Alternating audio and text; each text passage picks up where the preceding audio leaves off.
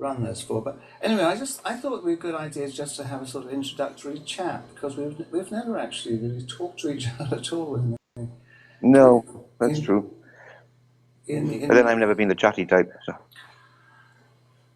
Well, I suppose I'm fairly chatty, but I thought I'd start off asking you a few sort of questions, like when did you start your blog? Can you remember? That one. It must have been. I think it was about 10 years ago. Before that, I'd already had the Doom blog and the Romulus Crow blog before that one, and they sort of developed really. Yeah. So one into the other. Legirin actually came from the Doom blog. He was Doom's assistant for a while. Oh, is Legirin a character? Yeah. He was the assistant to Dr. Doom for however many years that ran for. I see.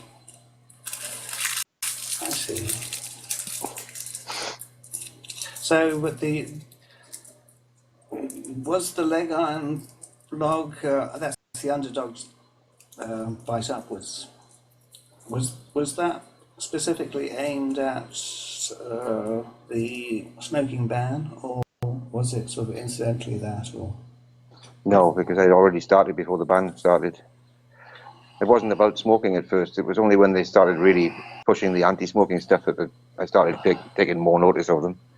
Up until then, I thought, if they don't like it, they can bugger off.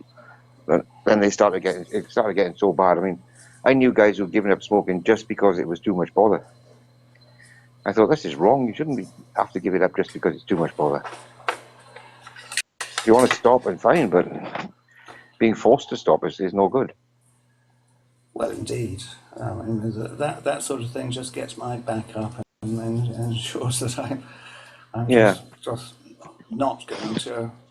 I can't actually at the moment ever foresee a time when I'll give up smoking, because it makes me cough sometimes, but I like it. So. Well, I like smoking too.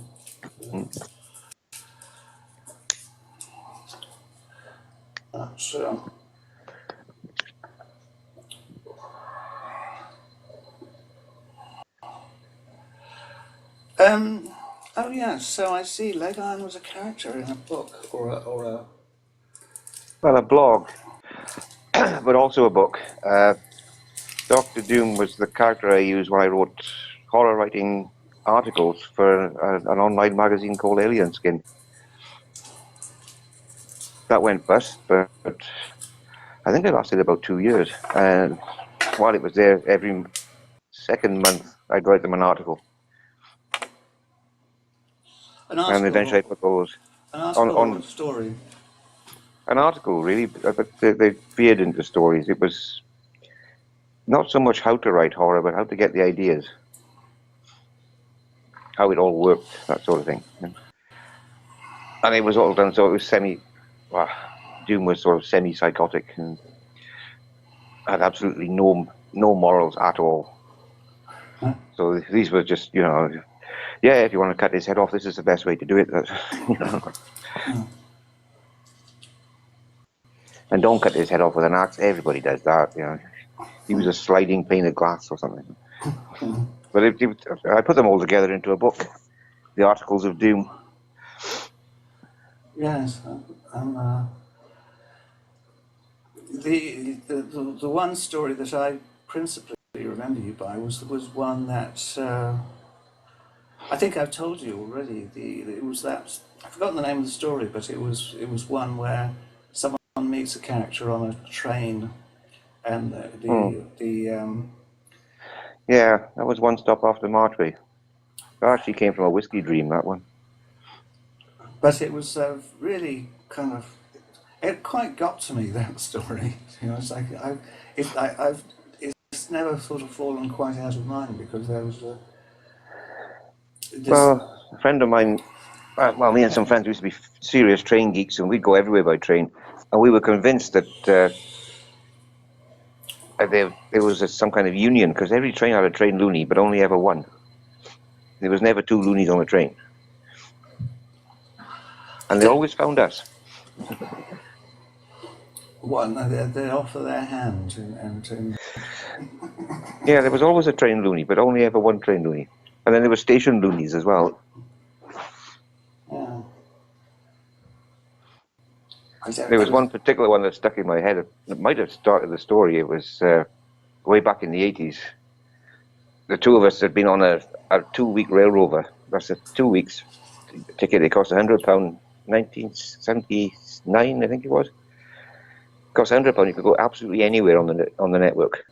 We never got off the train. We looked like tramps. Mm. So we got off in Bristol Temple Meads, and the station loony was there. And the way he looked at us, he must have thought, "Thank God I'm being replaced." Yeah. Because that's a whole. See, I came. I think I don't know how I came across you, but it was before I started my blog, and Yeah. in fact, the reason I started my blog was because I got into a bit of a row with you. Yeah, I remember. It was because I said if you don't smoke, don't start, because it's just too much bother. They'll just hassle you and they'll make your life a misery. Was it that? I thought it was that you said that you didn't mind smoking outside when you visited people. Oh, if I visit non-smokers, I never minded. No. If people didn't want me to smoke in their house, I would always think, well, it's their house. Oh yeah. You know, Yeah. The flat I was in was non-smoking, and the landlord was pretty strict. But they didn't take a penny off my deposit when I left, because I was a professional cleaner for 4 years. There was no way you could tell I'd been smoking in there. But they really believe that, smoking will turn everything yellow and everything will stink. And you think, well, you just wash it. It's not a big deal. Well, I visited a friend of mine who smoked all his life, and his wife smokes. And there's no smell of smoke in their house because they clean it. Yeah. I think they get the idea from sort of chav houses where they never clean it. You go in there and, the smoke smell hits you right away. Well, I lived for many years in a very small single room in a flat, and nobody ever said your room or you smell of tobacco.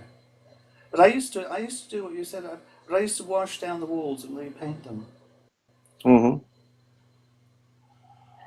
I mean, yeah, I did turn a ceiling yellow, but it took me 15 years. It was a little office I had in one house, and I was in there practically all the time writing and working on the computer and smoking away. And yeah, the ceiling did turn yellow, but it took 15 years to do it. And one coat of paint later, you'd never know. I had to wash down the walls before I added another coat of paint because it was. Yeah, I do that. But I do that anyway. That's just the way I do it. Much more difficult, I found, is kitchens, because kitchens get covered in sort of grease. Yeah, well, I fry a lot. Walls and ceilings. Yeah, well, I do a lot of frying, so they do get a bit greasy in there. Yeah. And the cooker I've got now doesn't have a hood. Yeah, mine's got a hood, but I never use it. It never occurs to me to use it. No, it depends. Mine couldn't. If they put one in, it wouldn't be able to vent outside. I would have to buy filters for it all the time. So I thought, bugger it.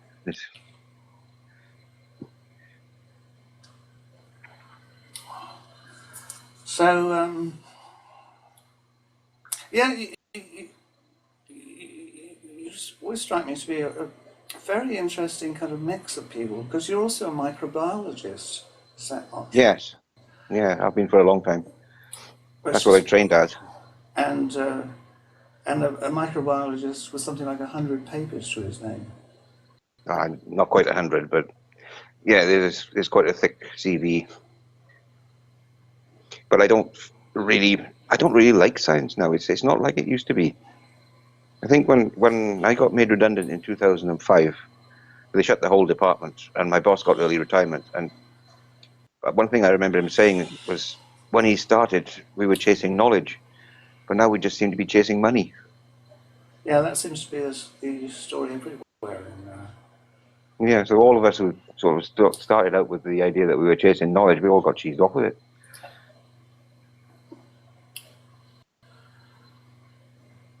Well, I had a shorter term experience in research, and I was a science research council funded PhD student looking at um, energy conservation in buildings, and I worked in that for several years. Uh, but I could never get involved in chasing the money. No, I think that was my downfall. I was never very good at. I was good at writing ideas that were a bit blue sky. You know, might come to something one day or might not, or just out of general interest. But when you had to show that it would have a final product and it would have to do something, I thought, well, this isn't me. I did work for a long time with after I was made redundant with a food company, because they were a small food company. They were working up new ideas, and I thought, right, I'm in. But that's so, I don't know. The recession hit. They didn't want to spend the money, and it never really took off again. Yeah. But I've had the impression that you sort of have your own laboratory somewhere. Yeah, I still have it. I'm just in the process of thinking about shutting it down. I don't think it's going to get used. And I can take all this stuff out and store it here. and the stuff, was that the secret? Well, the equipment. Oh, the equipment, not the Well, the actual stuff, I know how to make it, so it's not a big deal. yeah. And I've got a freezer full of it in the lab. And what is it? And what does the stuff do? Which started out trying to cure Clostridium difficile, the hospital infection. Yeah. And we succeeded, but the doctors were loving it. The doctors really wanted it to go ahead, but the hospital admin didn't want to know. Why was that? And I have a feeling there might have been pharmaceutical company pressure behind that, because this stuff would have been dirt cheap, easy to make, dirt cheap, and completely harmless, no side effects. Unless you were on warfarin, because it had cranberries in it, so you couldn't have it if you were on warfarin. Oh. But aside from that, it was working really well. It was working better than the antibiotics. But the admin and the pharmaceutical companies shut it down. So then we started trying to make it into a food, and then some other guys got involved and decided it had to be the pure stuff. And we thought, it doesn't need to be the pure stuff. It works perfectly well as it is. And there's nothing in the impure stuff that's dangerous, so it doesn't matter. So once they started trying to make it the pure stuff, of course, it got really, really expensive, and then we just dropped out of it. Yeah. You know, it's never going to get anywhere. It would have been great in animal feeds as well. It would have been great gut infection controller for animal feeds. But the way they were trying to make it pure, no farmer would ever buy it. Complete waste of time. So, no, we're leaving. No.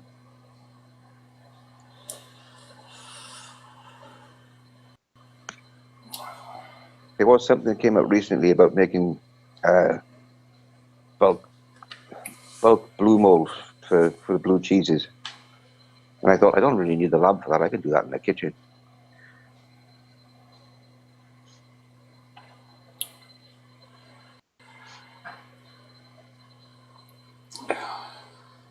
Yeah. The other thing I was going to mention was I slightly absconded with your smoky drinky idea. That's okay. And because I thought that's a sort of nice name, and when No, I was quite pleased to see it all take off, to be honest.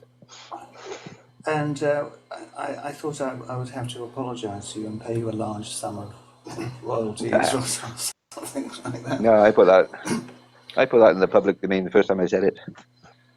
I got the smoky drinky email though. Yeah.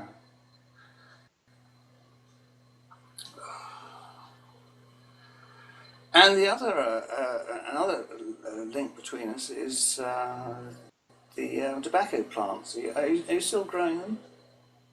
I didn't this year, and it's just as well because we had a frost in August again. I've got frost-damaged plants out there in the middle of August. It's a good thing I didn't bother putting any plants out because they would just got wiped out again. And of course, the year before I was living in a flat. I didn't have a garden, so. But this garden here, I mean, I could grow a hell of a lot of tobacco plants. Nobody's ever going to notice. They could be in among the trees and Well, it's not along illegal. the borders. It's not legal to grow them, I think. Not yet, anyway. I don't think so, no. But they were talking about licensing. I think the rule was they were going to license everything in the genus Nicotiana. I thought that's brilliant because we can report the council. They grow the decorative Nicotianas. You can't smoke them, but they've got still Nicotianas. And you can report you could report Kew Gardens. Yeah. You can make it absolute chaos, couldn't you? Because I used the seeds that you sent me in the first year, and they produced. I grew them indoors. I don't have I just have a flat, and I grew them in a window, and they grew right up the top of the window. Yeah, the first few years I did it. I got 6-foot plants, but then we had some cold summers.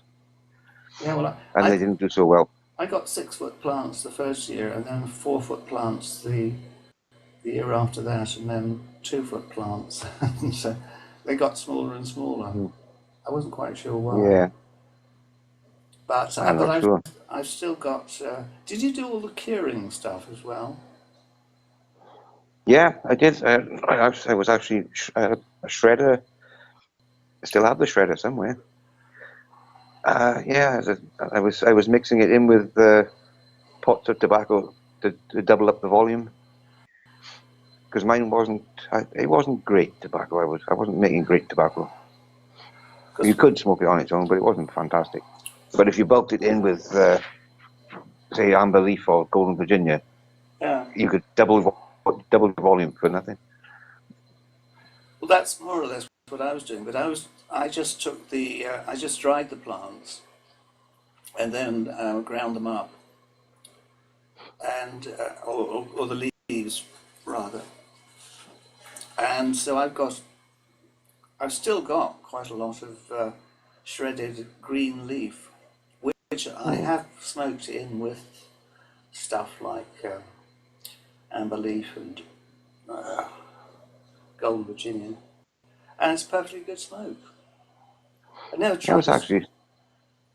actually looked at those prices in the shop the other day, and I thought, how the hell can they justify charging 20 quid for 50 grams? It wasn't more than that now, is it? Something like that. I thought, if I nip across to Denmark, I mean, I'd pay 30 quid for 200 grams. From something I saw a couple of days ago, I gather that Luxembourg is a tax haven, and tobacco is sort of next to nothing there. All thanks to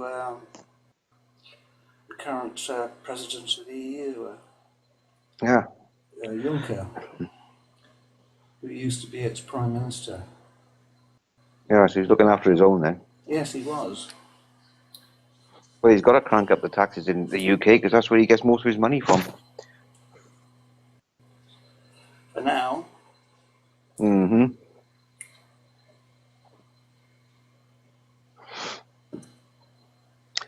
I don't know. I still think I should be handling those negotiations. They'd be over by now. I'd have said, "Oh, fuck off." I'm off to the pub. Well, I don't know. Personally, I think that our political class wants to stay in the EU and is going to drag their feet as long as they can about it, which might be a very, very long time. They were all hoping to get EU positions afterwards, weren't they? Well, yeah, it's the whole thing is a racket, as far as I can see. Yeah. Tony Blair thought he was going to be president of the EU. Yeah. Even they didn't want him.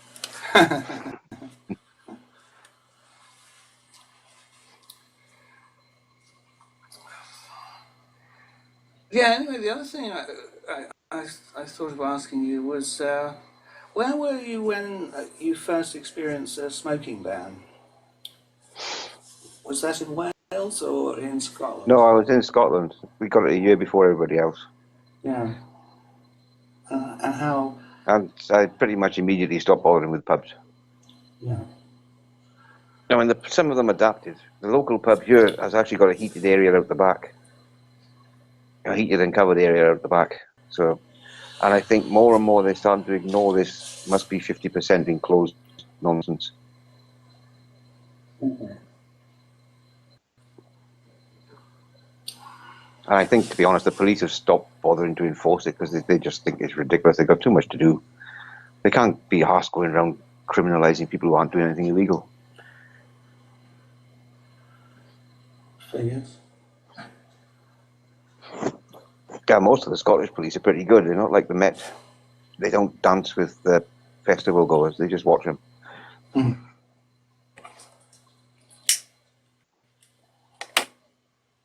So how did you feel about the smoking ban when it came in? Because my experience of it was absolute rage.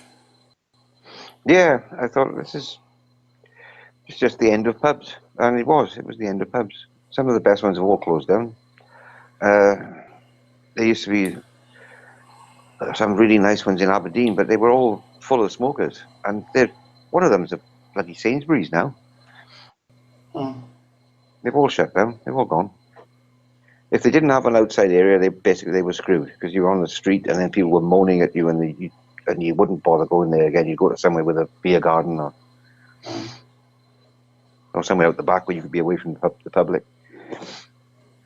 There's one called Mark Cameron's in Aberdeen that's got its beer garden is on the roof, which is fantastic. They've got canopies, they've got heaters up there. So you can take your beer up there. The only trouble is if you're there for a while, getting up the stairs gets to be a bit difficult. But then I can't stay there too late because I've got to get the bus home. Yeah.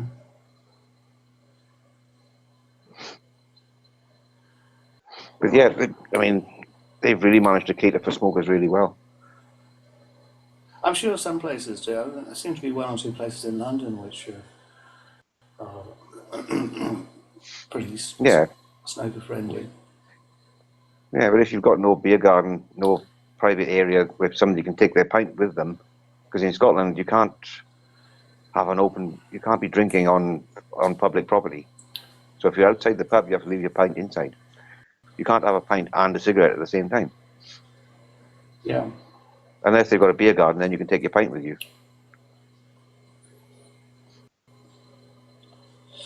Well, there's one pub that I knew, which was a pub in Bristol, which I used to frequent.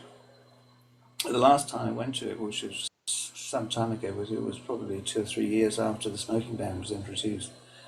It didn't have a garden at all, but they put seats outside on the pavement. And people would sit out there or stand out there. That seemed to go on for quite a long time. So I don't know whether they were doing something illegal or not, but that's what they were doing. I don't know. It depends. If there's a wide pavement, I mean, part of it might actually be owned by the building. It might only be the public. The public might only be the actual sort of strip around the outside. Mm. There was a pub in Kintore like that. And I think they've reopened part of it. They couldn't reopen the whole thing. Nobody could afford it. But it did shut down after the ban as well. Yeah. And have you tried vaping at all? Oh yeah, I've tried a few products. None of them seem to stick. I mean, they're all a great novelty, but they aren't smoking. They can't. Well, I think they've tried to get tobacco flavour, and the trouble with that is there isn't one tobacco flavour. So they try a generic tobacco flavour, it doesn't work. Because maybe some folk will like it if it happens to match the brand they were smoking before, but I always find the tobacco flavour a bit harsh. So I keep them going though. I still use them. I use one for blueberry flavour sometimes, and there's a coffee flavour, and I've got absinthe flavour. Yeah. So they're all a bit of fun, but they're never going to replace the tobacco. Well, not for me. Same here. I just bought. I've got one somewhere floating around here. I think it's okay, but I could never become enthusiastic about it. I think I always want the real thing. Yeah. And, yeah. It's not actually burning, so it doesn't really work. Speaking of burning, I better check on my fire. I'll try and stay in shot.